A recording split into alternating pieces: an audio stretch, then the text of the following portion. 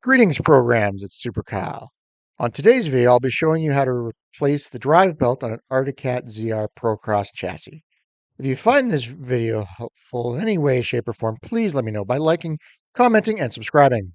Also, if you want to see more of me, please go ahead and follow me on Instagram at SuperKyle1616. All right, time to take apart the belt. All right, and place this belt so we can use this guy as the spare again. And for those of you wondering what happened to the last one, she was a little old and she did this. Oh, what's that? It literally delaminated, which apparently was a common problem with these Pro Cross chassis, hence mine and all the ones following mine have that. Where you can't see it. Have this air intake that literally feeds, supposed to feed cold air right into the belt. Because what was happening was these things were overheating and doing that. And totally delaminating. So yeah, good reminder. Do not let your belts overheat at all, because this is now trash. So let's do exactly that. This old Arctic belt in the trash.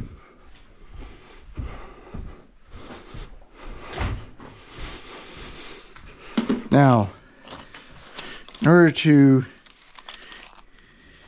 change this belt, you want to go into your, hopefully if you haven't bought this, if you bought this thing brand new, which you probably should still have it, but if you bought this thing used, hopefully you still have this little handy dandy tool bag that you get from Cat.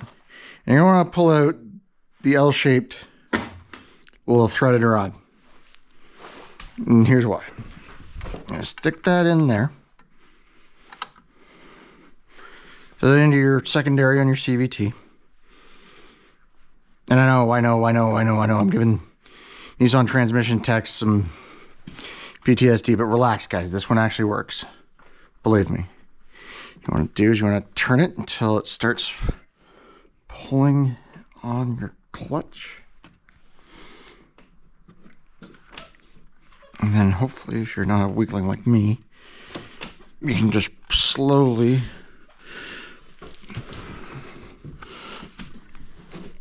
pull the belt out.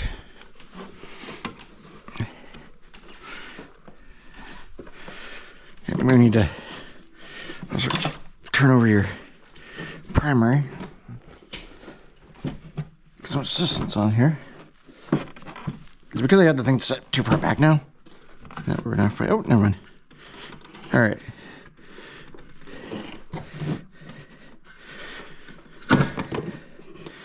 That's just out. Don't have a light in here. Oh, that's probably why I was fighting it. Have the light in here.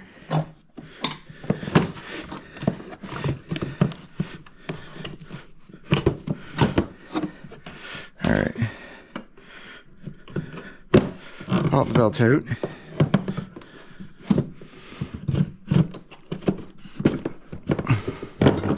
Like so.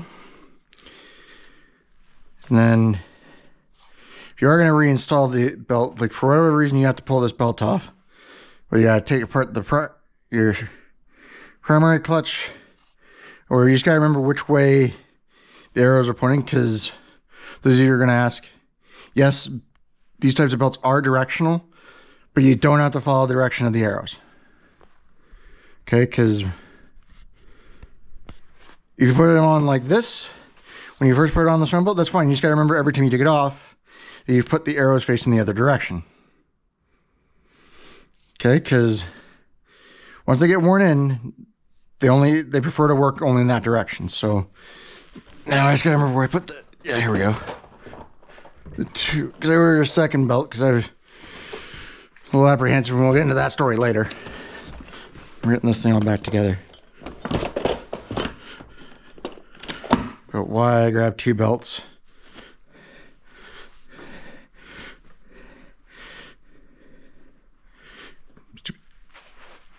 Right. You want to do is compare the two. So you got your newfangled, you got your old fangled belt here, your newfangled belt.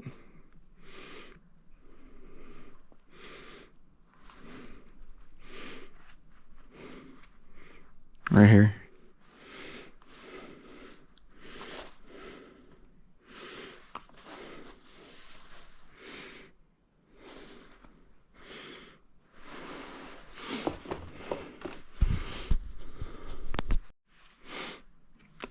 All right, so now we're just gonna put the new belt in. Actually, you see, no, you can't. Okay. All right, so we're gonna put. So we figured out which ones are the new belts. We're gonna save the one that was on it as a spare because it's still in good shape and don't want to throw that out because it's useful for something. All right, and then put this one on. As you can see, I'm putting my arrows pointing towards the primary clutch. So I gotta remember every time I take this off for whatever reason, whether it's to rebuild the primary, to replace the secondary if I ever had to do that, or if I had to take off or if I had to take off the secondary to say replace my brake caliper or whatever.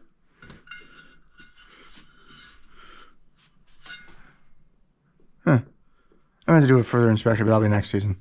Getting a little too close to this season to worry about it. But yeah, basically I want to remember that the arrows were pointing that way, towards the primary. Because like I said, these are directional, and they are, once they get worn in, they do become directional. Just because of where they've been designed. Could you possibly get away with doing it without having to worry about the direction? Probably. Should you worry about it? Definitely. Anywho, so yeah, the reason why I have 2 belts. Actually, we'll get into that a little bit. Well, actually, it's funny because that will involve the other snowmobile that I have, and the adventure that was one year, where I put on a non-factory belt, or my dad and I put a non-factory belt on his snowmobile. And the snowmobile, we literally put it down. We didn't take any of the suspension apart, so we didn't really worry about that. We just greased it up, put a new belt on. Bob was your uncle, slapped it all back together and called it a day. When he started to put it on the trailer, started it, and the thing started moving. So yeah, the old man and I were kind of like, and actually I think my former boss was involved in that one too. And yeah, we basically all looked at each other and kind of went, that's not good. So yeah, we then got a cat belt for it, threw the cat belt on it, and presto, had no issue. All right. Okay, so now you got your belt back on. Now that you got the belt back on, you can take this tool out. It will then cause the secondary to open, allowing the belt to sit in. I hope this is the right belt. This might end up being a two-piece. There might be a sequel to this, but we'll worry about that when we get it on the ground. If it starts to take off or if it doesn't move, we go to engage the throttle, then we know I gotta change the belt. But yeah, we'll worry about that when we're on the ground. All right, so got your tool out. Put it back in your tool bag. And then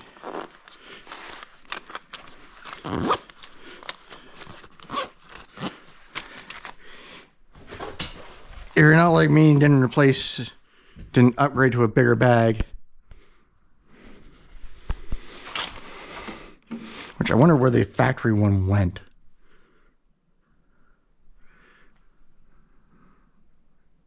Yeah, and upgrade to a bigger bag for whatever reason.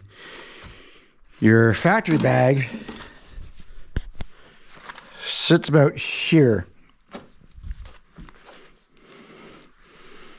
Little tiny little thing, and I'll see if I can find it here. Because I thought I saved it.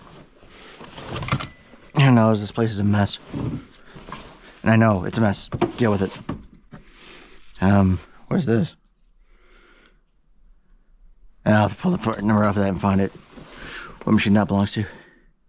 But yeah. Anywho, the originally tiny little bag. Yeah. Sorry, here is a tiny little sucker. And yeah, that one held your spare belt, your tool bag, and if you were fortunate enough, like me, to get one of the snowmobiles with the Fox floats, it comes with this. Oh, and this little thing is actually really nice. Oh.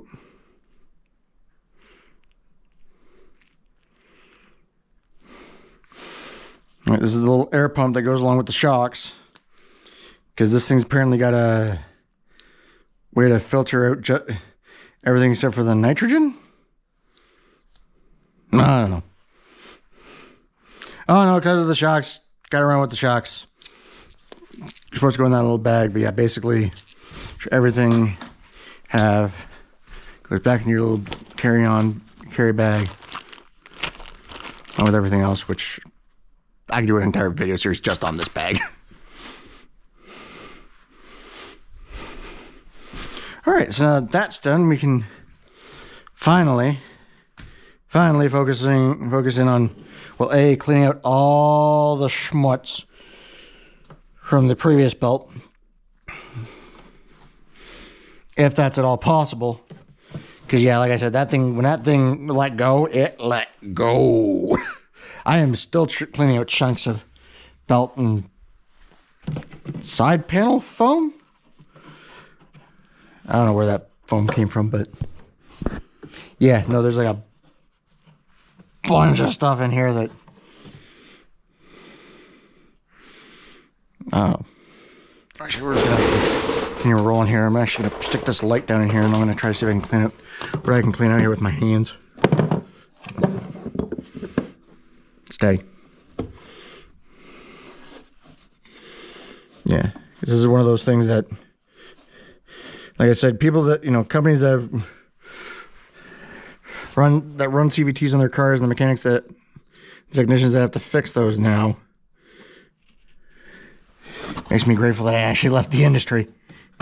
Yeah, they have to deal with larger versions of these let's see, you're a little off. Larger versions of these things and fully sealed in oil and stuff version of these things for cars, because, well, Nissan tried it and didn't quite work. I don't know why they've stuck with it, if I'm going to be completely honest, because their versions didn't work, whereas these ones work great. Like I said, unless you're running an early Procross chassis and you don't have the upgraded, but you don't have the upgraded side panel yet with the air intake, and you're still blowing belts every other weekend. Yeah, so you got, right, these ones work great. Because it's a simple design. You just, squeeze the throttle, opens up the throttle body, this thing does its engine starts spinning around, this prime right pulls in, starts putting pressure on the belt, which then starts spinning the secondary, which then starts driving the jack shaft, which goes to the chain drive, which then goes down to the claw, your actual drive shaft down here. You can see the brakes actually attached to it. Funny thing, right? And so, right? Or if you got twin spar, which we're going to get into that a little bit more details with the diamond, the very polarizing decision on that one with the diamond, with the ACT diamond drive, which we'll be talking about. All right, how do you, okay, oh, it's stuck on the clasp. Okay. Let's see if I can get this clasp open. Get those pads out, or get this out.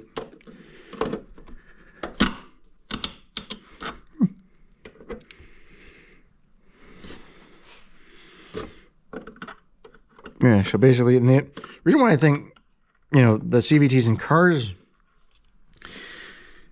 kind of failed, well, still do fail, is because, like I said, I used to be a technician, so I went to school for this thing and around the same time and basically got shown what the differences are, right? Because I was talking to my teacher for that, and he basically said, right, and I basically said to him, so why is it that my snowmobile one works great, but the Nissan one sucks? Right, because it's like, right, because these ones, especially when you get ones from Team, because they're literally the biggest, right? Like these, like Team clutches are like one of the biggest names in CVT transmissions ever, right? Like a lot of the OE manufacturers use them on snowmobiles,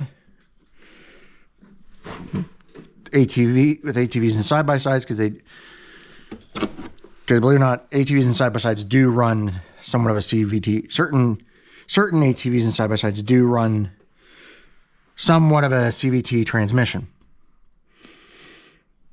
All right, I know a lot of side-by-sides do.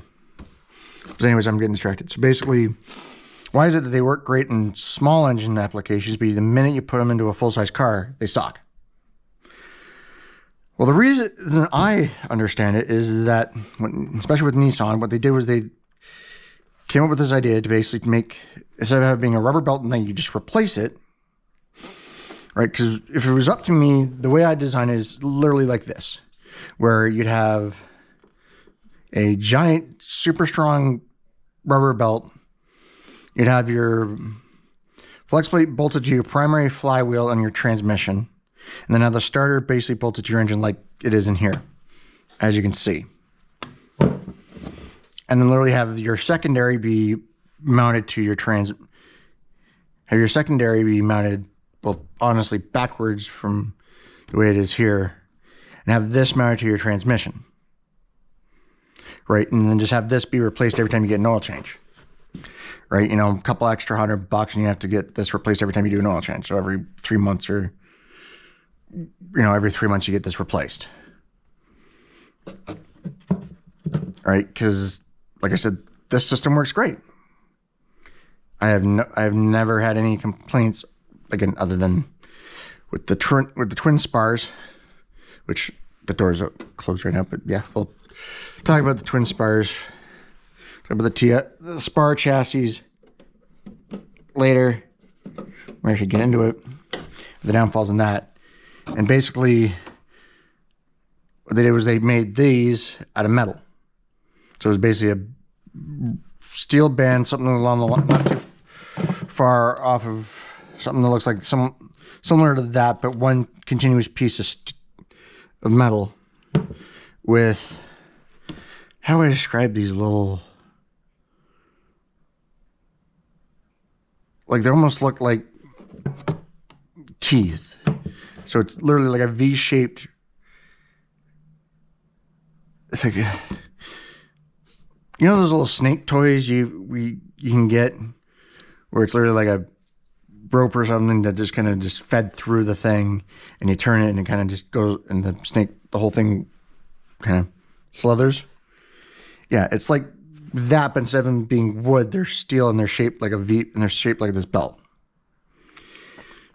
And what would happen is, because the way they designed them, because what they should have done was made it, the steel band that's in between everything, more in the middle. What they did was they put it like almost like the high side, to where it literally looks like this, right? To where you see, and actually you can see here where you have two pieces of the belt, where you got the outer shell and the inner shell. Well, what was happening was that some of the teeth that are technically part of the belt that are like this, right, made out of steel, like I said.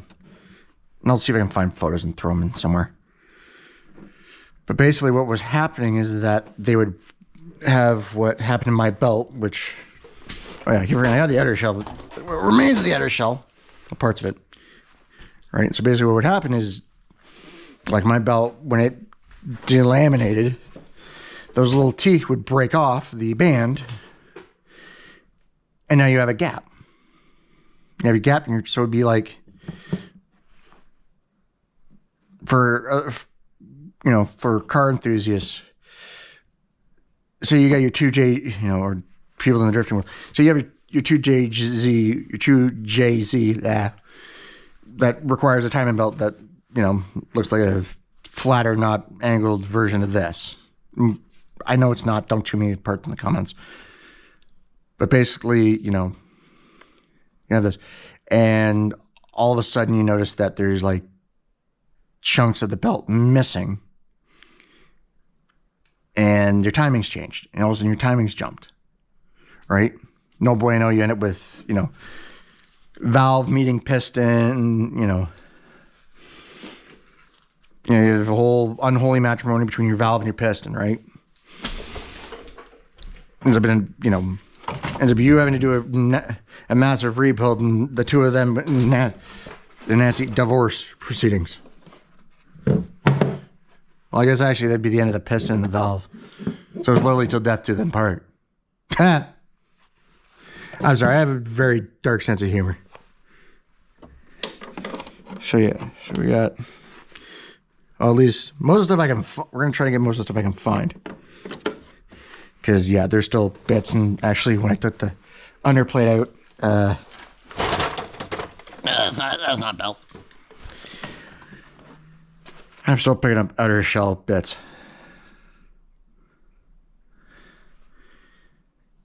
From it, but yeah.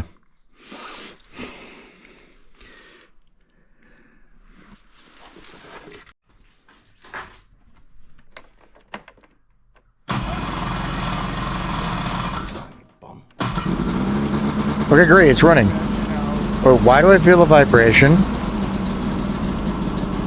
What the heck's going on? Why am I feeling a vibration? Oh crap, oh crap, oh crap, oh crap, oh crap. Shut up, shut up, shut up, shut up, shut up, shut up, shut up, shut up, shut up.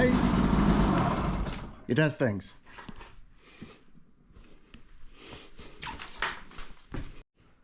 Alright, ladies and gentlemen.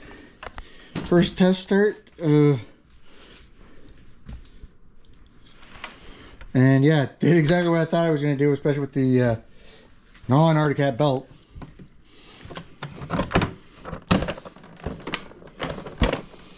Literally started trying to drive itself out. If it wasn't for the hoist in the way and everything else, it would have kept going. So yeah, this is why you never, ever, ever, this is why you should try to always use the factory belt when possible. This is like an older sled, and then it's kind of not as finicky. But for some reason, these ones are kind of finicky.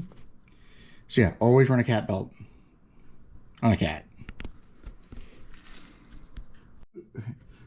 Okay, attempt number 2 with the actual cat belt, or at least the cat belt I got. I don't remember it being that loose. Alright, attempt number 2. Hopefully this on the track doesn't go crazy.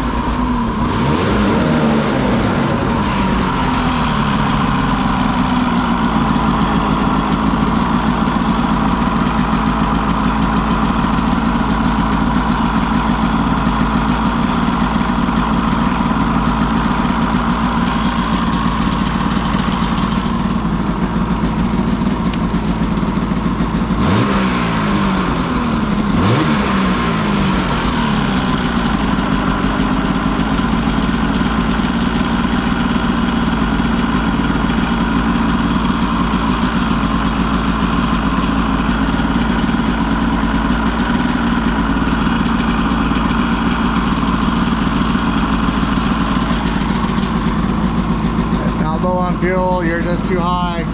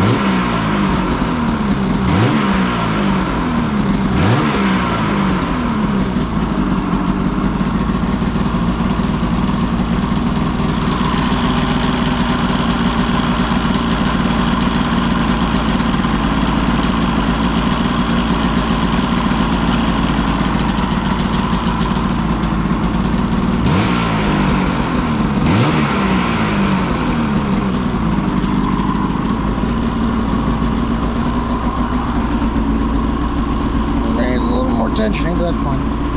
And,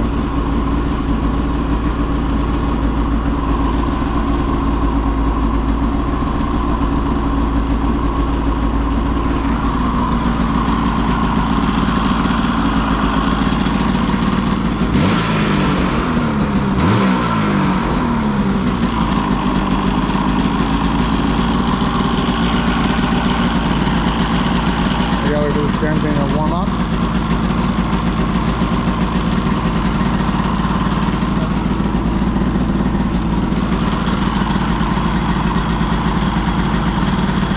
I like these. I'm glad I bought these. Not very many people have. So yeah, I want to see this.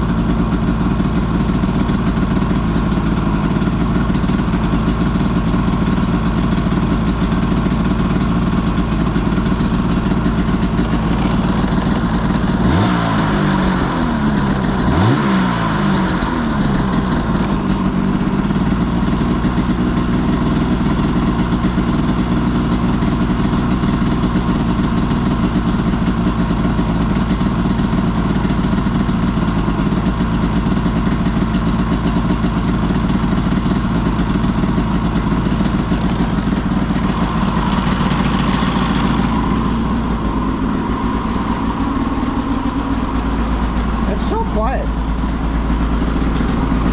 don't know what's showing up on camera, but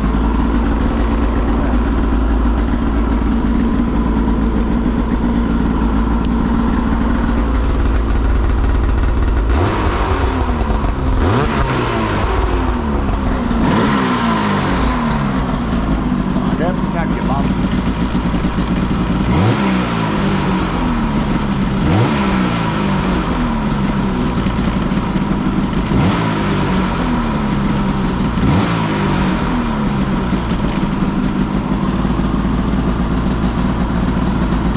No, you're not up to temp. Oh shoot, first mix. I want to say that.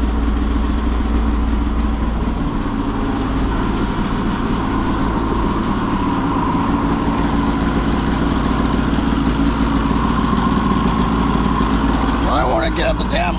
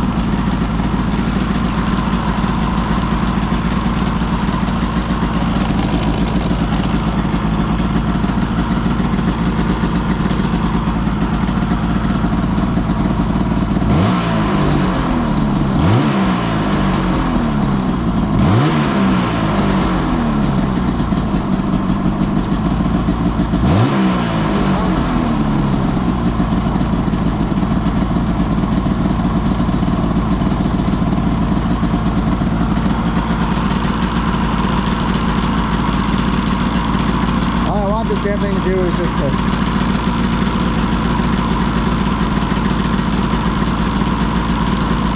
you have the temp so I can mark the thermostat open.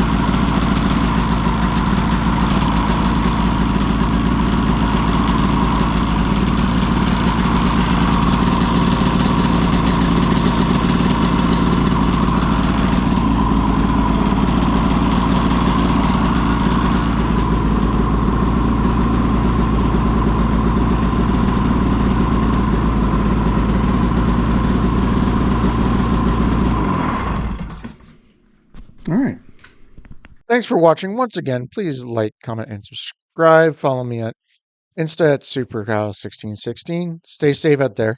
End of line.